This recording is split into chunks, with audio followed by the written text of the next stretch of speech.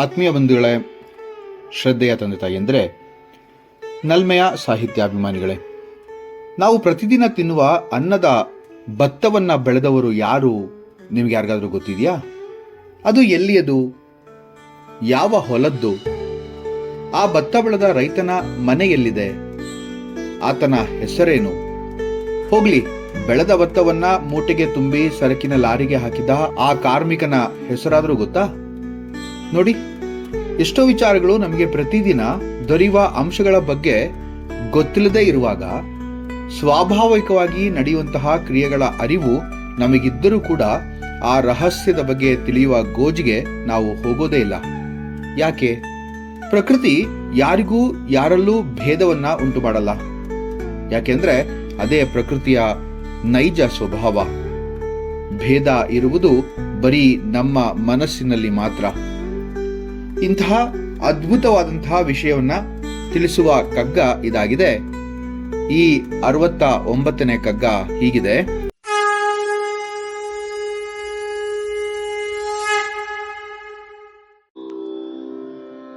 ಹೆಸರನರಿಯದ ಸಸಿಯೊಳಿರವೆ ರಸಗಂಧಗಳು, ಬಿಸಿಲದನು ಪಕ್ವಗೊಳಿಸುತ್ತೆ ಬಿಡಿಸದಿಹುದೇ. ಪಸರಿಸದೆ ಗಾಳಿಯದ ನೊಯ್ದು ದಿಸೆ ದಿಸೆಗಳುಳು, ಉಸಿರುತಿಹೆವದ ನಾವು ಮಂಕುತಿಮ್ಮ ಮಂಕುತಿಮ್ಮ. ಗುಣಕ್ಕೆ ಹೆಸರಿನ ಅಗತ್ಯವಿಲ್ಲ ಎಂಬಂತಹ ಒಂದು ಸುಂದರ ಮಹತ್ವದ ಜೀವನದ ಪಾಠವನ್ನ ಈ ಒಂದು ಸಾಲು ಹೇಳುತ್ತೆ ನೋಡಿ. ಹೆಸರೇ ಇಲ್ಲದ ಗಿಡದಲ್ಲಿ ಸುಗಂಧವು ಔಷಧಿಯ ಗುಣವು ಇರುವುದಿಲ್ಲವೇ? ಹೆಸರನರಿಯದ ಸಸಿಯಳಿರವೇ ರಸಗಂಧಗಳು. ಈ ಸಾಲು ಒಂದು ಮಹತ್ವದ ಪಾಠವನ್ನೇ ತಿಳಿಸುತ್ತೆ ಅಂದ್ರೆ ತಪ್ಪಾಗಲ್ಲ. ಒಂದು ಗಿಡದ ಹೆಸರು ಯಾರಿಗೂ ತಿಳಿಯದಿದ್ರೂ ಕೂಡ ಅದು ಘಮಘಮಿಸಬಹುದು, ಔಷಧಿಯ ಗುಣಗಳನ್ನ ಹೊಂದಿರಬಹುದು ಅಲ್ವಾ? ಹಾಗೆಯೇ ಒಬ್ಬ ವ್ಯಕ್ತಿಯ ಸೇವೆ, ಜ್ಞಾನ, ದಯೆ ಇವುಗಳು ಎಲ್ಲರಿಗೂ ಗೊತ್ತಿರಬೇಕೆಂಬ ಅಗತ್ಯವೇನಿಲ್ಲ. ಅವರ ಕರ್ಮ ಮತ್ತು ಗುಣಗಳು ವ್ಯಕ್ತಿಯ ಯೋಗ್ಯತೆಯನ್ನ ನಿರ್ಧರಿಸುತ್ತವೆ ಹೊರತು ಹೆಸರಲ್ಲ. ಗುಣಾಹ ಪೂಜ್ಯಂತೆ ನಾತು ನಾಮಧೇಯಂ. ಎಷ್ಟು ಚೆನ್ನಾಗಿದೆ ನೋಡಿ. ಗುಣಗಳು ಗೌರವನ ಪಡೆಯುತ್ತವೆ ಹೊರತು ಹೆಸರಲ್ಲ. ಉದಾಹರಣೆಗೆ ಶರಣಬಸವಣ್ಣ, ಕಬೀರರು ಮತ್ತು ಶಂಕರಾಚಾರ್ಯರಂತಹ ಮಹಾತ್ಮರು ಹೆಸರು, ರಾಜಕೀಯ ಅಧಿಕಾರ ಅಥವಾ ಆಸ್ತಿ ಸಂಪತ್ತಿಲ್ಲದೆ ಭಗವದ್ಭಕ್ತಿಯ ಮೂಲಕ ಜನರಿಗೆ ಪ್ರಭಾವ ಬೀರುವಂತೆ ಮಾಡಿದ್ರಲ್ವಾ? ಎಷ್ಟೋ ಜನ ವ್ಯಕ್ತಿಗಳು ಅವರು ಹೇಳ್ಕೊಟ್ಟಂತಹ ಅನೇಕ ವಿಚಾರಗಳು ಪ್ರತಿದಿನದ ಜೀವನದಲ್ಲಿ ನಾವು ಉಪಯೋಗಿಸ್ತೀವಿ, ಆದ್ರೆ ಅವ್ರು ಯಾರು ಅಂತಕ್ಕಂಥ ಮಾತೇ ನಮಗೆ ಗೊತ್ತಿಲ್ಲ.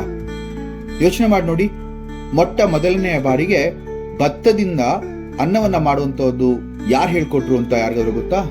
ಹಾಗೆ ವನ್ಯ ಮೂಲಿಕೆಗಳು ಅಂದ್ರೆ ಜೋಳದಾಳೆ, ಗಿಡ ಮೂಲಿಕೆಗಳು ಅನೇಕ ಔಷಧೀಯ ಗುಣಗಳನ್ನ ಹೊಂದಿವೆ. ನಮಗೆ ಅವುಗಳ ಹೆಸರು ಗೊತ್ತಿಲ್ಲದಿದ್ದರೂ ಕೂಡ ಅವು ನಮ್ಮ ಆರೋಗ್ಯಕ್ಕೆ ನೆರವಾಗುತ್ತಲ್ವಾ?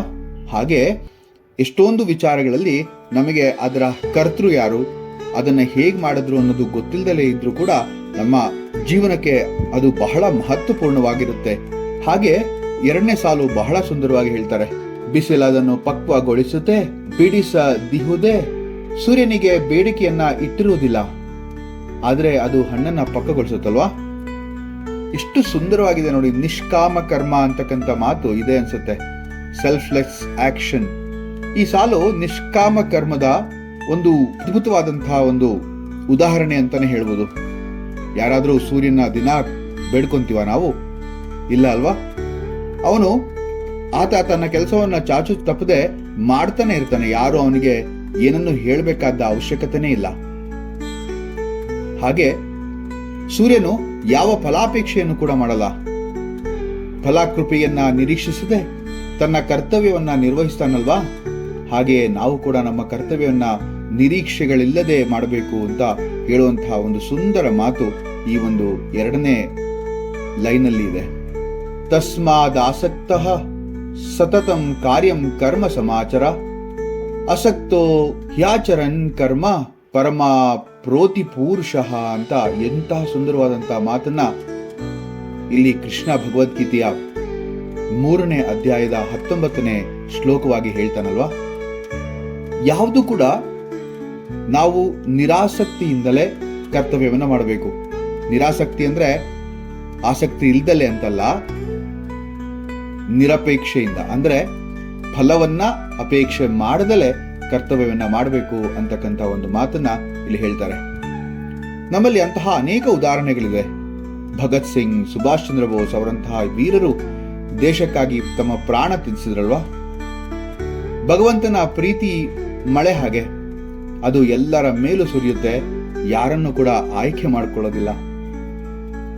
ಪಸರಿಸದೆ ಗಾಳಿಯ ನೊಯ್ದು ದಿಸೆ ದಿಸೆಗಳು. ಗಾಳಿ ತನ್ನ ಕೆಲಸವನ್ನ ತಾನು ಚಾಚು ತಪ್ಪದೆ ಮಾಡುತ್ತೆ ನೋಡಿ.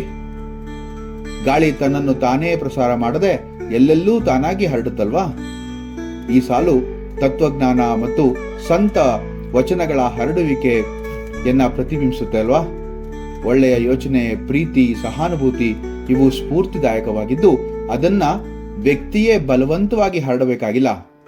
ಒಳ್ಳೆತನ ಅನ್ನೋದು ಹಾಗೆ ಸುಗಂಧ ಇದ್ದ ಹಾಗೆ. ಒಳ್ಳೆತನ ತನ್ನ ಅಸ್ತಿತ್ವದಿಂದಲೇ ಹಬ್ಬುತ್ತೆ ಹೊರತು ಅದನ್ನು ಯಾರೂ ಹಬ್ಬಿಸ್ಬೇಕಾಗಿಲ್ಲ. ವಿದ್ಯಾ ದದಾತಿ ವಿನಯಂ ವಿನಯಾದಾತಿ ಪಾತ್ರತಾಂ ಪಾತ್ರತ್ವ ಧನಮಾಪ್ನೋತಿ ಧನ ಧರ್ಮ ತತಸ್ಸುಖಂ ಅಂತ ಹೇಳ್ತಾರಲ್ವಾ. ಜ್ಞಾನ ವಿನಯವನ್ನ ಕೊಡುತ್ತೆ, ವಿನಯ ಪಾತ್ರತೆಯನ್ನ ತರುತ್ತೆ. ಆ ಪಾತ್ರತೆ ಅಂತಕ್ಕಂಥದ್ದು ಸಂಪತ್ತಿಗೆ ದಾರಿ ಮಾಡಿಕೊಡುತ್ತೆ. ಸಂಪತ್ತು ಧರ್ಮಕ್ಕೆ, ಧರ್ಮದಿಂದ ಸುಖ ನಾವು ಪಡಿಬಹುದಾಗತ್ತೆ. ಇದಕ್ಕೂ ಕೂಡ ಬಹಳಷ್ಟು ಉದಾಹರಣೆಗಳನ್ನು ಹೇಳ್ಬೋದು. ಬುದ್ಧನ ಉಪದೇಶಗಳು, ಶ್ರೀಕೃಷ್ಣನ ಭಗವದ್ಗೀತೆಯ ಸಂದೇಶ, ಅವುಗಳನ್ನ ಪ್ರಚಾರ ಮಾಡಬೇಕಾಗಿಲ್ಲ.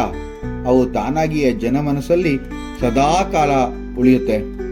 ತ್ಯಾಗ ಮತ್ತು ಸೇವೆಯ ಕಾರ್ಯಗಳು ಜನರು ನೋಡದಿದ್ರು ಕೂಡ ಅದು ಸದಾ ಫಲಿಸ್ತಲೇ ಇರುತ್ತೆ. ಹೂವಿನ ಕೆಲಸ ನೋಡಿ, ಸುಗಂಧವನ್ನ ಹರಡೋದಲ್ವಾ. ಯಾರು ಅದಕ್ಕೆ ಹೇಳಬೇಕಾದಿಲ್ವೇ ಇಲ್ಲ. ಆದ್ರೆ ನಾವು ಮನುಷ್ಯರು ಮಾತ್ರ ಈ ಹೆಸರು ಮತ್ತೆ ಈ ಒಂದು ಬಾಹ್ಯಾಡಂಬರಕ್ಕೆ ಒಳಪಟ್ಟು ನಾವೇ ಕೊರಗ್ತೇವೆ. ಉಸಿರು ತಿಹೆವದ ನಾವು ಮಂಕುತಿಮ್ಮ ಅಂತ ಹೇಳಿದ್ರು ಕೊನೆ ಸಾಲಲ್ಲಿ. ಈ ಎಪಿಗ್ರಾಮ್ಯಾಟಿಕ್ ಸೆಂಟೆನ್ಸ್ ಮಾತ್ರ ತುಂಬಾ ಚೆನ್ನಾಗಿದೆ. ನಾವು ಉಸಿರಾಡುವಂತಹ ಗಾಳಿ ಎಲ್ಲಿಂದ ಬಂದಿರುವುದು ಯಾರಿಗಾದ್ರೂ ಗೊತ್ತಾ? ಇದು ಸಾರ್ವಭೌಮತೆಯ ತತ್ವವನ್ನ ಪ್ರತಿಪಾದಿಸುತ್ತೆ ಅಂದ್ರೆ ತಪ್ಪಾಗಲ್ಲ. ಗಾಳಿ ಯಾವಾಗ್ಲೂ ನಮ್ದೇ ನಿಮ್ದೇ ಅಂತ ಹೇಳೋದಿಲ್ಲ. ಅದೇ ರೀತಿ ನಮ್ಮ ಕರ್ಮಗಳು, ನಮ್ಮ ಕೆಲಸಗಳ ಪರಿಣಾಮಗಳು ಸಹ ವ್ಯಕ್ತಿಗತ ಸೀಮಿತವಾಗಿರಬಾರದು. ಅವು ಸಮಾಜ ವ್ಯಾಪಿ ಪ್ರಭಾವಕ್ಕೆ ಒಳಪಡಬೇಕು. ಆ ಸಮಾಜ ವ್ಯಾಪಿ ಪ್ರಭಾವವನ್ನ ಬೀರಬೇಕು ಅಂತ ಹೇಳ್ತಾರೆ. ಒಂದು ಸಂಸ್ಕೃತ ಶ್ಲೋಕ ಮಹೋಪನಿಷತ್ತಲ್ಲಿ ಇರತಕ್ಕಂತಹ ಒಂದು ಶ್ಲೋಕ, 6ನೇ ಖಂಡದ 71ನೇ ಶ್ಲೋಕ, ವಸುದೈವ ಕುಟುಂಬಕಂ. ಈ ಜಗತ್ತೆಲ್ಲ ಒಂದೇ ಕುಟುಂಬ. ನಿಸರ್ಗದಲ್ಲಿ ಎಲ್ಲವೂ ಪರಸ್ಪರ ಸಂಬಂಧಿತ. ಮರಗಳು ಊರ್ಜಿಸುವ ಆಮ್ಲಜನಕ ನಮಗೆ ಉಸಿರಾಗುತ್ತೆ. ನಾವು ಬಿಡುವಂತಹ ಕಾರ್ಬನ್ ಡೈಆಕ್ಸೈಡ್ ಮರಗಳಿಗೆ ಜೀವವಾಗುತ್ತೆ. ಗಾಂಧಿ ನೋಡಿ, ಗಾಂಧಿ ತತ್ವಗಳು ಭಾರತೀಯರಿಗೆ ಮಾತ್ರ ಸೀಮಿತವಾಗಿರದೆ ಜಗತ್ತಿನಾದ್ಯಂತ ಎಲ್ಲರನ್ನ ಕೂಡ ಪ್ರಭಾವಶಾಲಿಯನ್ನಾಗಿ ಮಾಡಿದೆ ಅಲ್ವಾ. ಕೊನೆಗೆ ಈ ಶ್ಲೋಕದ ಪ್ರಮುಖ ಉದ್ದೇಶ ಹೀಗೆ ಹೇಳ್ಬೋದು: ಗುಣ ಮತ್ತು ಕರ್ಮ ಮುಖ್ಯ, ಹೆಸರು, ಗೌರವ ಮತ್ತು ಪ್ರಶಸ್ತಿ ಅದು ಅಸಾರ ಅಂತಾನೆ ಹೇಳ್ಬೋದು. ನಿಷ್ಕಾಮ ಸೇವೆಯ ಮಹತ್ವ ನಿರೀಕ್ಷೆಗಳಿಲ್ಲದೆ ಕಾರ್ಯನಿರ್ವಹಿಸುವ ಶ್ರೇಷ್ಠತೆಯನ್ನೇ ತೋರಿಸುತ್ತೆ. ಜ್ಞಾನ ಮತ್ತು ಸತ್ಕರ್ಮಗಳು ಸ್ವತಃ ತಾವಾಗೇ ಹರಡುತ್ತೆ ಹೊರತು ಬಲವಂತದಿಂದಲ್ಲ. ಅದಕ್ಕೆ ಯಾರ ಪ್ರೇರಣೆ, ಯಾರ ಬಲವಂತಿಕೆಯೂ ಬೇಕಾಗಿಲ್ಲ. ನಾವು ಎಲ್ಲರೂ ಪರಸ್ಪರ ಸಂಬಂಧಿತರಾಗಿದ್ದೇವೆ. ನಾವು ಮಾಡುವ ಒಳ್ಳೆಯ ಅಥವಾ ಕೆಟ್ಟ ಕರ್ಮಗಳು ಸಮಾಜದ ಎಲ್ಲೆಡೆಗೆ ಪರಿಣಾಮ ಬೀರುತ್ತೆ. ನಮ್ಮ ದೇಹದಲ್ಲಿರುವ ಮೂಗಿನ ಹಾಗೆ ನೋಡಿ, ನಮ್ಮ ದೇಹದ ಇರುವಂತಹ ಮೂಗಿಗೆ ಕೆಟ್ಟ ವಾಸನೆಯೂ ಬರುತ್ತೆ, ಒಳ್ಳೆಯದೂ ಬರುತ್ತೆ. ಅದನ್ನ ಹೊತ್ತು ತರುವ ಗಾಳಿ ಒಂದೇ, ನಮ್ಮಲ್ಲಿರುವಂತಹ ಮೂಗು ಕೂಡ ಒಂದೇ. ನಾವು ನಮ್ಮ ಕರ್ತವ್ಯವನ್ನ ಮಾಡಬೇಕು, ಫಲದ ಆಸೆ ಬೇಡ. ಕರ್ಮಣ್ಯೇ ವಾದಿಕಾರಸ್ತೆ ಮಾ ಫಲೇಶು ಕದಾಚನ ಮಾ ಕರ್ಮ ಫಲ ಹೇತುರ್ಭೂ ಮಾತೆಯ ಸಂಗಸ್ತ್ವ ಕರ್ಮಣಿ ಅಂತ ಹೇಳಿ ಭಗವದ್ಗೀತೆಯಲ್ಲಿ ಕೃಷ್ಣ ಹೇಳಿದಾನಲ್ವಾ.